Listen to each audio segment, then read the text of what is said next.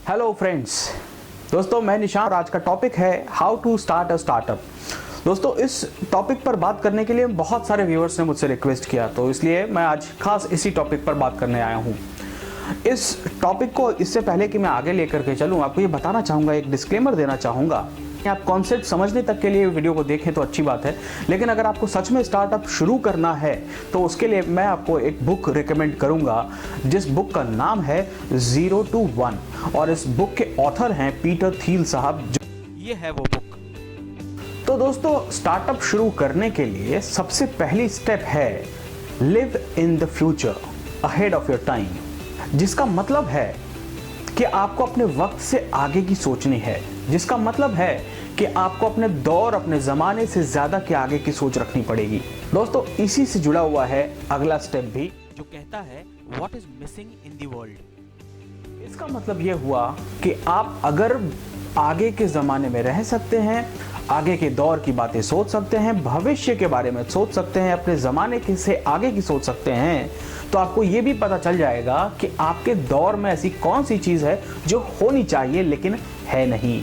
तो ऐसे में उस चीज़ को जो कि मिसिंग है आपके ज़माने में, आपके दौर में, आपके दुनिया में, आप उस चीज़ को फाइंड आउट करने की कोशिश करें, लोगों के दर्द को समझ के कि ये चीज़ होनी चाहिए लेकिन है नहीं। और इसी से जुड़ जाती है तीसरी चीज़, write it down and bounce the ideas around, जिसका मतलब ये हुआ कि आपने जो चीज़ महसूस की है कि ये इस दुनिया में मिसिंग है और ये होनी चाहिए हमारे ज़माने में भी, तो उस आइडिया को, उस मिसिंग चीज़ को, उस गैप को, उस दर्द को, उस पेन को कहीं ना कहीं आप लिख लीजिए और लिखने के बाद आप उसके इर्द गिर्द आइडियाज़ को बुनना शुरू करिए कि वो आइडिया के थ्रू वो जो पेन है, वो मिसिंग चीज़ है, वो कहीं ना कहीं कम हो जाए।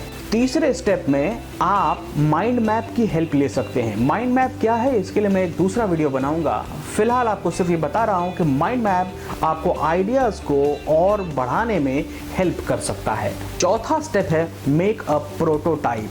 प्रोटोटाइप का मतलब ये हुआ कि आप जो भी चीज़ को आपने फील किया है कि ये मिसिंग है या ये पेन है अभी भी के ज़माने में, और इसको दूर करने के लिए कोई ना कोई आइडिया के थ्रू इस पेन को दूर किया जा सकता है, आपने आइडिया लिख लिया है, तो ऐसे में आपको प्रोटोटाइप का मतलब ये हुआ कि आप एक सैंपल के थ्रू उस मिसिंग लिंक को दूर करना चाहते हैं। एक प्रोटोटाइप के थ्रू आप उस पेन को कम करना चाहते हैं।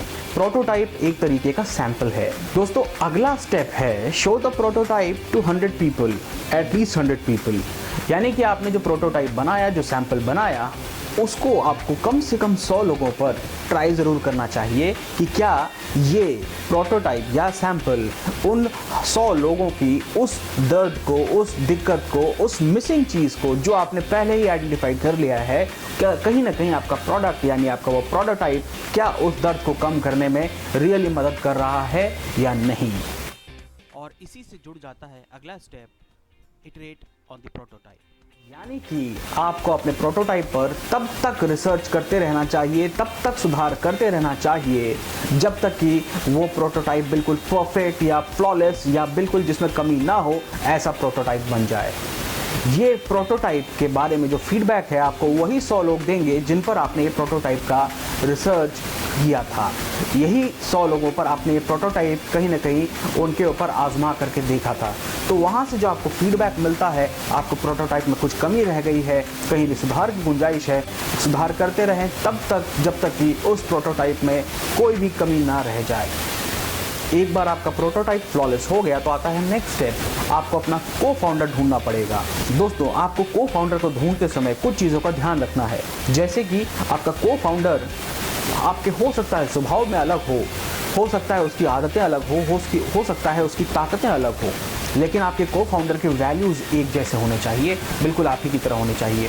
उनके थॉट्स और आपके थॉट्स में सिनर्जी होनी चाहिए और कहीं ना कहीं उनका नेटवर्क अच्छा हो तो और भी बेहतर होगा। एक बार आपका को फाउंडर मिल गया है तो ऐसे में आपको अपने स्टार्टअप को रजिस्टर करा लेना चाहिए। Next step, look for funding, यानी कि आपको पैसों की ज़रूरत पड़ेगी और फंडिंग करने के साथ साथ आपको अपना जो प्रोटोटाइप है उसका वर्जन 1 बनाने में लग जाना चाहिए। तो पैसे आने लगे तो ऐसे में अपने प्रोडक्ट का जो प्रोटोटाइप आपने देख लिया के बाद सक्सेसफुल हो गया है, फ्लॉलेस है, तो उसको पूरी तरीके से वर्जन 1 बनाने में लग जाएं। पैसे आने लगे और आपने वर्जन 1 बनाना शुरू कर दिया। दोस्तों इसके बाद का स्टेप है लॉन्च। लोगों को बताएं कि आपने कुछ नया बनाया है जो कि अभी तक इस दुनिया में नहीं था। इस स्टेज में ध्यान रखें कि जितने ज़्यादा लोगों तक आपका ये प्रोडक्ट या सर्विस या ऑफरिंग पहुंचे उतना ज़्यादा अच्छा है। लॉन्च के बाद का स्टेप है कि अपने प्रोडक्ट या अपनी ऑफरिंग या अपनी सर्विस के बारे में ज़्यादा से ज़्यादा जानकारी अपने यूज़र्स से लेना शुरू करें, उनसे फीडबैक लें।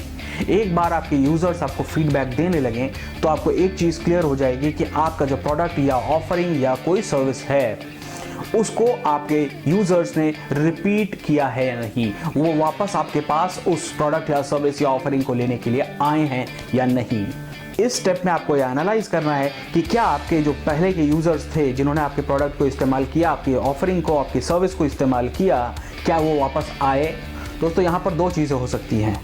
हो सकता है आपके प्रोडक्ट या ऑफरिंग या सर्विस से खुश होकर के वो यूजर्स आपके पास वापस आए। चलिए बात करते हैं इसी सूरत में कि अगर आपके पास वापस आते हैं तो क्या करना है। सबसे पहले तो कोशिश करिए कि अपने यूजर्स की संख्या 1000 तक लेके जाएं और जब आपकी संख्या 1000 पहुंच जाए तो उसके बाद रुके नहीं, हर हफ्ते 5% की ग्रोथ से आगे बढ़ते रहें। दोस्तों ये चीज़ सुनने में बहुत मुश्किल लग रही है लेकिन किया जा सकता है।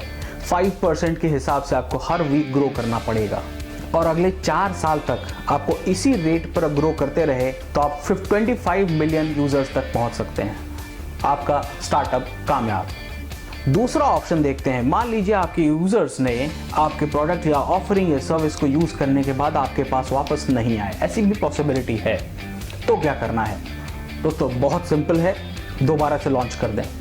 तब तक सुधार करते रहें जब तक कि आपका प्रोडक्ट पूरी तरीके से फ्लॉलेस या एकदम परफेक्ट ना हो जाए। तो याद रखें एयरबीएनबी ने भी 3 बार लॉन्च किया था। एक चीज़ का ध्यान रखें कि लगातार फीडबैक ज़रूर लेते रहें और फीडबैक लेने के बाद अपने तक ना रखें, उसको फीड फॉरवर्ड यानी कि उस फीडबैक को अमल में ज़रूर लाएं। जो भी कमी रह गई थी आपके प्रोडक्ट या सर्विस या ऑफरिंग में, वर्जन 2, 3, 4 लगातार अपने आप को अपग्रेड करते रहें।